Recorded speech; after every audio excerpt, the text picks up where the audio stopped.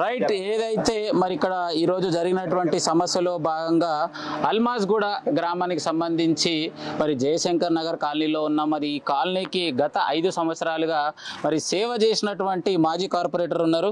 అన్న నమస్తే. నమస్తే. చెప్పాలి అన్న, ఏంది ఏమైంది, ఎందుకు ఈ ప్రాబ్లం వచ్చింది? రాత్రి కురిసిన వర్షం, భారీ వర్షాల కారణం వల్ల ఇంతకుముందు ఉన్న వర్షాలు మామూలుగా వచ్చిపోయే వర్షాలు ఇప్పుడు భారీ వర్షాలు పడడం వల్ల ఎక్కడివక్కడివి నాలాల మీద అన్నటువంటి రోడ్లు వేయడం జరిగింది. ఆ రోడ్ల పక్క పొడితే ఇల్లు వేయడం జరిగింది. ఆ ఇళ్ళ పక్క పొడుతున్నటువంటి నాలా వ్యవస్థ అయితే ఉందో ఆ నాలా వ్యవస్థ నుంచి మనం డ్రైనేజ్ కూడా వేయడం జరిగింది. ఆ డ్రైనేజ్ చేసిన సందర్భంలో ఇది ఆ స్థలం అనేది కొంచెం తక్కువ కావడం జరిగింది. ఆ నాల అనేది క్లియర్గా చేస్తే ఎటువంటి ప్రాబ్లం ఉండకుండా ఎవరికి ఏ కాలనీలో కూడా ఏ రోడ్ పట్టు కూడా వాటర్ రాకుండా అవకాశం ఉంది. కాబట్టి రాత్రి వచ్చిన వర్షానికి 10:30-11 గంటల ప్రాంతంలో నేను ఇక్కడే ఈ కాలనీ ప్రతి ఒక్క రోడ్డుకు తిరగడం జరిగింది. కాలనీ ప్రెసిడెంట్, కాలనీ సొసైటీ వాళ్ళతో అందరితో కలిసి తిరగడం జరిగింది. అక్కడ ఉన్న ప్రాబ్లం మనకు తెలుసు కాబట్టి ఒక చిన్న ఎక్కడైతే ప్రాబ్లం ఉందో ఆ ప్రాబ్లం ఎమ్మెల్యే గారు సబిచంద్ర రెడ్డి గారి దృష్టి తీసుకుపోయాము, ఎంఆర్ఓ గారి దృష్టి తీసుకుపోయాము, హైడ్రా దృష్టి తీసుకుపోయాము, కమిషనర్ గారి దృష్టి తీసుకుపోయాము. ఇమీడియట్ చర్య తీసుకొని సాల్వ్ చేస్తామని చెప్పడం జరిగింది. ఇప్పుడే డిప్యూటీ ఎంఆర్ఓ గారు కూడా వచ్చి సైట్ ఇన్స్పెక్షన్ చేస్తున్నారు. అతను కూడా సలహా తీసుకొని ఏం చేయాలో రాబోయే కాలంలో వర్షం అక్కడ పోకుండా ఏ విధంగా అయితే చేయాలో, ప్రజలకు ఏ ఇబ్బంది కాకుండా చేయాలో అలాంటి సౌకర్యం చేద్దామని చెప్పేసి ఆ ఉద్దేశంతో మార్నింగ్ మేడం గారు 6 అభివృద్ధిలో భాగంగా గతంలో మా ఇండ్లు మంచిగా ఉండే, ఎలాంటి ఇబ్బంది లేకుంటే రోడ్లు వేసినాకనే మాకు ఈ ప్రాబ్లం వస్తుంది. దానిపైన మీరేమంటారు? అప్పుడు దాదాపు ఇల్లు కట్టుకొని పాత ఇళ్ళు అన్ని రేకులు వేసుకునే సందర్భంలో అప్పుడున్నప్పుడు ఇల్లు చిన్నగా కిందికి కట్టుకోవడం జరిగింది. ఇక్కడ ఉన్న బ్లాక్ సైడ్ని దృష్టిలో పెట్టుకొని మనం ఆ రోజు రోడ్డు ఇవ్వడాలంటే బ్లాక్ సైడ్లో ఇవ్వబడేది కాబట్టి డ్రైన్ వేసుకుంటూ డ్రైన్ తర్వాత మన డేస్ మెటల్ వేసుకొని దాన్ని ఫిల్అప్ చేసుకుంటూ వచ్చాం. దాంట్లో ఒక 50 ఇళ్ళు పైకి లేపుకున్నారు, ఒక 5 ఇళ్ళు మాత్రం ప్రాబ్లం అనేది జరిగింది. అవి రాబోయే కాలంలో ఎటు పరిస్థితుల్లో వాళ్ళు పైకి లేపుకోవడమే అవసరం కాబట్టి, వాళ్ళు ఎటు పరిస్థితుల్లో అవసరం కాబట్టి ఆ ఒక్క 2 ఇళ్ళ గురించి చూసుకుంటే 50 ఇళ్ళు డిస్టర్బ్ అవుతుందని చెప్పేసి ఆ ఉద్దేశంతో ఆ రోజు ఉన్న డిఈ గారు, ఇంజనీర్ గారు, ఏఈ గారు ఇన్స్పెక్షన్ చేసి ఆ రోజు ఎవరికి ఇబ్బంది కాకుండా ఆ రోడ్లు వేయడం జరిగింది. సో ఏదైతే వర్షం వస్తే అంటే పై ఎగువ ప్రాంతంలో ఉన్నటువంటి వాటర్ అన్నీ కూడా దిగువ ప్రాంతానికి వస్తాయి. ఎగువ ప్రాంతం వాటర్ అన్ని దిగువ ప్రాంతానికి రావడానికి ఒక నాలాలు ఉంటే ఏర్పాటు చేయడం జరుగుతుంది. సో ఏదైతే ఈ చెరువుకు ఉన్నటువంటి నాలలో భాగంగా టోటల్గా అక్రమంగా కబ్జాలు గురైనాయి, అందుకే సమస్య వచ్చిందంట. దానిపైన మీరేం చెప్తారు? ఈ నాలాలు ఇక్కడ నుంచి శ్రీ హోమ్స్ నుంచి తిరుమల నగర్ నుంచి రావడం జరుగుతూ ఉంటుంది. ఇప్పుడు పూర్వకాలంలో ఇక్కడ మేము వ్యవసాయం చేసేవాళ్ళం. వ్యవసాయం చేసిన సందర్భంలో ఏ వర్షం పడ్డప్పుడు ఎక్కడ ఏ నాల నుంచి వాటర్ వెళ్తామో మాకు తెలుసు. జయశంకర్ కాలనీ వరకు కూడా ఏ కాలం ఎవరు కూడా కబ్జా చేయలేదు. దాంట్లో వచ్చే నాలాలో డ్రైన్ వేయడం జరిగింది. ఆ డ్రైన్ వేసిన సందర్భంలో నాలా తగ్గింది.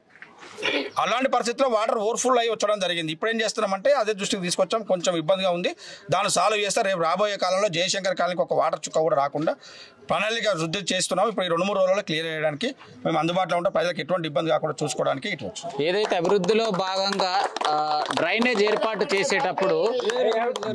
ఏర్పాటు చేసేటప్పుడు ఎగువ కాలనీలో ఉన్నటువంటి వాటర్ని దాంట్లో జాయిన్ కాకుండా ఈ కాలనీకి సంబంధించి డ్రైనేజ్ ప్లాన్ చేయడం జరుగుతుంది. సో పైన కాలనీలకు సంబంధించి డ్రైనేజ్ కూడా ఇందులో యాడ్ చేసిరంటారు, అది ఎంతవరకు కరెక్ట్? ఇది వాస్తవమే అండి. గత 6 ఏళ్ల సంది ఏరియాలో కాలనీలో కొత్త ఇళ్ళు వెతులుతున్నాయి. ఒక కాలనీలో నేను కార్పొరేటర్ అయినప్పుడు ఒక్కొక్క కాలనీలో 10-12 ఇళ్ళు ఉండే.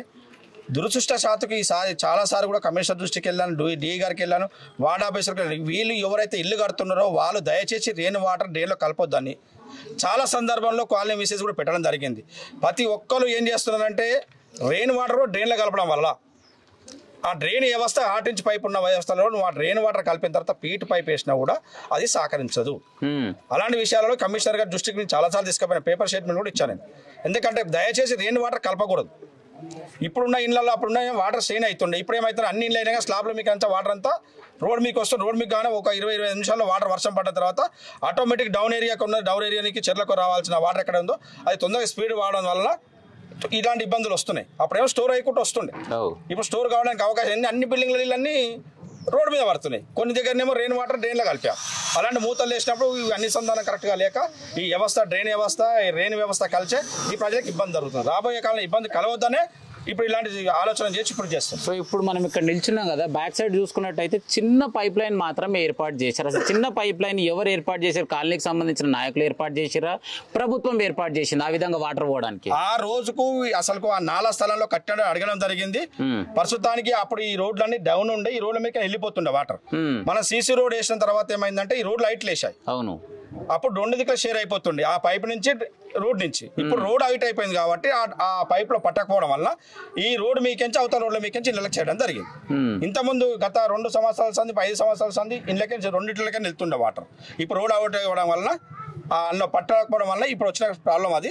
దాని ఎమ్మెల్యే గారి దృష్టికి తీసుకుపోయినా హైడ్రా దృష్టికి తీసుకుపోయినా వాళ్ళు తీసుకున్న చర్యలు తీసుకున్న తర్వాత రేపు ఫ్యూచర్లో ఇలాంటి మళ్ళీ ప్రాబ్లం రాకుండా చూడడానికి ఇప్పుడు ప్రయత్నం చేస్తాం. అంటే అక్కడ పైప్ ఏర్పాటు చేశారు కదా, పైప్ ఏర్పాటు చేసినటువంటి ప్లేస్ లో భాగంగా ప్రైవేట్ ప్లేసా లేకపోతే గవర్నమెంట్ ప్లేసా? అది నాలా ప్లేస్. అంటే ఇది ఈ పైదేమో రిజిస్ట్రేషన్ ల్యాండ్, పట్టా ల్యాండ్ 129, 130 సర్వే నెంబర్ పట్టా ల్యాండ్. ఈ కిందికి వచ్చేసేమో వీకర్ సెక్షన్ ల్యాండ్, అంటే ఇది గవర్నమెంట్ ల్యాండ్ 138 ల్యాండ్ లో ఉంటుంది. దాంట్లో 60 గజాలు పట్టాలు ఇచ్చినప్పుడు ఆ స్థలంలో ఆ క్రాస్ బుక్ ఉన్నప్పుడు వాళ్ళు కొంచెం వాసుకు ఇబ్బంది అయింది, కట్టుకున్నారు ఎట్లా కట్టుకున్నారు కాబట్టి ఆ పైప్ వేయడం జరిగింది. అప్పుడు అయిపోయింది. ఇప్పుడు ఆ రోడ్ హైట్ అయింది కాబట్టి అది సరిపోతలేదు. దానికి పరిష్కారం కనుక్కొని దానికి వాళ్ళకు కూడా ఇబ్బంది కాకుండా ప్రజలకు కూడా ఇబ్బంది కాకుండా చూడడానికి మేము ప్రయత్నం చేస్తాం. సో నేనేం అడుగుతున్నానంటే ప్రభుత్వం తరఫు నుంచే ఇచ్చినటువంటి 60 గజాల ప్లాట్ అంటున్నారు కదా, సో ఏదైతే డ్రైనేజ్ కి సంబంధించి మీరు క్లీన్ గా ఈ ప్లాట్ ని షిఫ్ట్ చేసి వేరే ప్లేస్లు ఇస్తే ఇక్కడ డ్రైనేజ్ ఏర్పాటు చేస్తే ఫ్యూచర్ లో ఇలాంటి ప్రాబ్లం రాకుండా ఉండే అవకాశం ఉందంటది. Very good. అది కూడా మంచి చక్కని మాట చేసిన. వాళ్ళకు కూడా ఇబ్బంది కావద్దని గరీబ్ వాళ్ళే ఉన్నారు కాబట్టి వాళ్ళ ఇల్లు డిస్మెంటల్ చేసి ఏదో చేద్దాం కాదు. అలాంటి అవకాశం వస్తే ఖచ్చితంగా వస్తే కూడా హైదరాబాద్ చెప్తాం, మా ఎమ్మెల్యే గారు సబితేంద్ర రెడ్డి దృష్టికి తీసుకెళ్తాం. అలాంటి అవకాశం వస్తే ప్లాట్ ఇవ్వడానికైనా సిద్ధం. సో ఇక్కడ చూసినట్టయితే ప్రజలు ఏం చెప్తున్నారు అంటే మున్సిపల్కి సంబంధించి ఎవరు కూడా ఇక్కడ క్లీనింగ్ చేయడానికి రావడం లేదు.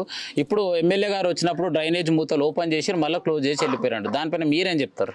వాస్తవమే, ఇన్నిసార్లు కానీ మేము వచ్చినప్పుడు జనవరిలో మా పీరియడ్ అయిపోయింది, కార్పొరేటర్ పీరియడ్ జనవరిలో అయిపోయింది. అప్పటి నుంచి ఇప్పటిదాకా కూడా వ్యవస్థల మీద మాట్లాడడానికి మాకు ఒక పోతానికి డి గారు స్పందించారు, ఏ గారు స్పందించారు, కమిషనర్ గారు అసలు ఫోనే లేపారు. ఎన్నిసార్లు చెప్పారు ప్రజలకు ఇబ్బంది అవుతుందంటే అప్పుడు ఏం చేశారు, 2 సార్లు గల్ఫర్ మిషన్ పెట్టారు. ఆ తర్వాత మళ్ళీ ఇబ్బంది అవుతుందంటే మన బకెట్ మిషన్ తీసుకొచ్చి పెట్టారు. బకెట్ మిషన్ తీసుకొచ్చి పెట్టిన తర్వాత 2 డేస్ చేశారు. అది కరెక్ట్గా పని చేయట్లేదని కమిషనర్ గారి దృష్టికి తీసుకెళ్ళాం, ఆ కాంట్రాక్టర్ గారి దృష్టికి కూడా తీసుకెళ్ళాం. సరే చూద్దాం చేద్దామని ఇలా ఎమ్మెల్యే గారు వస్తారు కాబట్టి ఆయన బకెట్ మిషన్ డీ గారు చెప్పారు. ఇప్పుడు ఈ రోజు మళ్ళీ వర్క్ స్టార్ట్ చేస్తున్నారు. ఇది అధికారుల నిర్లక్ష్యమే తప్ప మిగతా వాళ్ళది ఎవరు లేదు. వాళ్ళ ప్రతిసారి దృష్టికి మార్నింగ్ నాకు ఒక 10-15 నిమిషాలు శానిటేషన్ మీద డ్రైనేజ్ మీద నా వ్యవస్థ నడుస్తుంటాను. వాస్తవానికి అయితే గతంలో మీరు ఈ ఏరియాకి ఒక కార్పొరేటర్ గెలిచారు కాబట్టి ప్రాబ్లమ్స్ అన్ని కూడా తీర్చాల్సినటువంటి బాధ్యత మీ పైన ఉంటుంది. ఇప్పుడు మీ పీరియడ్ అయిపోయింది, అయినా కూడా ఈ సమస్యల మీద దృష్టి పెట్టాల్సిన అవసరం ఏముంది? మా ఎమ్మెల్యే గారు దృష్టికి చెప్పారు, నా ప్రజలు నాకు ఓట్లు వేసిన ప్రజలకు ఇబ్బంది కాకుండా చూసుకునే బాధ్యత మీది అని చెప్పారు. ఆ ఉద్దేశంతో మేము అందరికీ ఎమ్మెల్యే గారు దృష్టి చేశారు కాబట్టి ఖచ్చితంగా మేము చేయడానికే సిద్ధంగా ఉంటాం. ఫైనల్గా ఇక్కడ వచ్చినటువంటి ప్రాబ్లమ్స్ లో భాగంగా వాళ్ళకి సమస్య పూర్తయ్యే వరకు పోరాడతారా? ఖచ్చితంగా పోరాడతాం. ఇది నా కాలనీ, మన కాలనీ, ఇది నా ఊరు, నా లెక్క. మేము ఎక్కడి నుంచో రాలేదు, ఇక్కడే ఉంటాం. మేము 24 గంటలు ఇదే కాలనీలో తిరుగుతాం. ప్రతి ఒక్క ఇల్లు తెలుసు, ప్రతి ఒక్క పేరు తెలుసు మాకు. ఈ తప్పించుకోవడానికి ఉండదు, శాశ్వత పరిష్కారానికి పనివ్వడానికే ఈ కాలనీ వ్యవస్థలన్నీ ఆ విధంగా చేసాం. అన్నీ నేను వచ్చిన తర్వాత డ్రైన్ లేదు, వాటర్ లేదు, సీసీ రోడ్డు లేవు, పార్క్ కమిటీ హాల్ లేదు, ఏవి లేవు, అన్నీ చేసుకుంటూ వచ్చాం. లాస్ట్ ఒక 30 ఫీట్ రోడ్ ఉన్నది, అది కూడా టెండర్ పెట్టమన్నా డీ గారు చాలాసార్లు మొత్తుకున్నా కూడా డీ గారు టెండర్ పెట్టలేకపోతే అది కూడా ఎమ్మెల్యే గారు దృష్టి తీసుకుపోయాం. ఎమ్మెల్యే గారు చెప్పారు డీ గారు తొందరగా పెట్టేసి అది కూడా క్లియర్ చేయమని చెప్పారు. సో రాత్రి వాటర్ వచ్చి కొన్ని ఇళ్లలో చూసినట్టయితే సామాన్లు మొత్తం కూడా పనికి రాకుండా అయిపోయినాయి. మరి అలాంటి కుటుంబాలకి మీ తరఫు నుంచి ఏ విధంగా సహకారాలు? ఖచ్చితంగా వాళ్ళకి ఏమంటే ఇబ్బందులు ఉంటే ఆదుకోవడానికి ముందుకుంటా. రాత్రి నేను ఇక్కడ వరకు 11:30-12 గంటల వరకు నేను ఇక్కడే ఉన్నా. కాలనీ ప్రెసిడెంట్ గారు ఉన్నారు, కాలనీ వ్యవస్థ యువకులు అందరూ ఉన్నారు. నేను తిరిగాను, ఇంటింటి తిరిగాను. వాళ్ళ బాధలు తెలుసు. వాళ్ళు ఏదో 1 బస్తా 2 బస్తాలు తెచ్చుకొని బియ్యం తెచ్చుకుంటారు. సడన్ గా వచ్చేసింది వాటర్. అది వాళ్ళు భోజనం చేసే టైంలో వాటర్ వచ్చేసింది. వాళ్ళు ఏం చేయలేకపోయారు.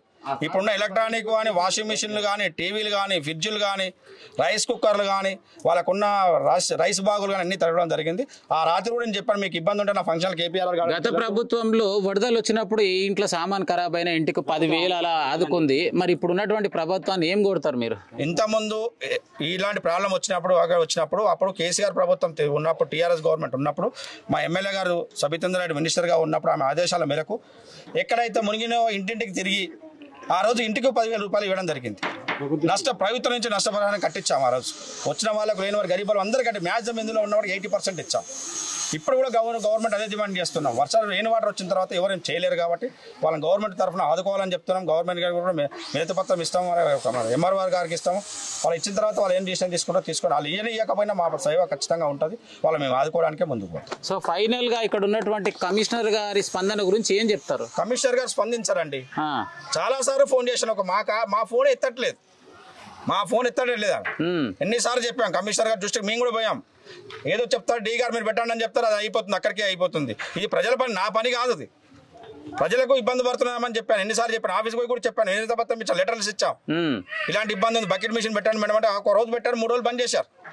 శేఖర్ రెడ్డి కాంటాక్ట్ అడిగాను, ఏంటంటే నేను చూస్తానని చెప్తాను, నాకు ఇంకా పైనుంచి ఆర్డర్ రాలేదు అని. ఆ విధంగా 2 రోజులు చేసి ఆపేసి ఎమ్మెల్యే గారు వస్తారంటే వాళ్ళ వర్క్ స్టార్ట్ చేశారు. ఇది ఎవరు లోపం అంటారు? ఇది అధికారులు చూసుకోవాలి కదా. అధికారులకు చెప్పినప్పుడు వార్డ్ ఆఫీసర్ కోసం ఎందుకు వచ్చారని వార్డ్ ఆఫీసర్ పెట్టిన కారణం ఏంటి? వార్డ్ ఆఫీసర్ చేయాల్సిన డ్యూటీ ఏంటండి? ఆయన వార్డులో వచ్చి ఏం సమస్యలు ఉన్నా చూసుకోవాలి, తీసుకుపోయి కమిషనర్ గారి దృష్టికి తీసుకుపోయి. సో వార్డ్ ఆఫీసర్ ఇప్పటి వరకు వార్డ్ ఆఫీసర్ ఫోన్ కూడా ఇట్లా లిఫ్ట్ చేయదు. వార్డ్ ఆఫీసర్ ఏముందో అడగ, మీరు ఎప్పుడైనా వచ్చిందని వార్డ్ ఆఫీసర్ చూశారు?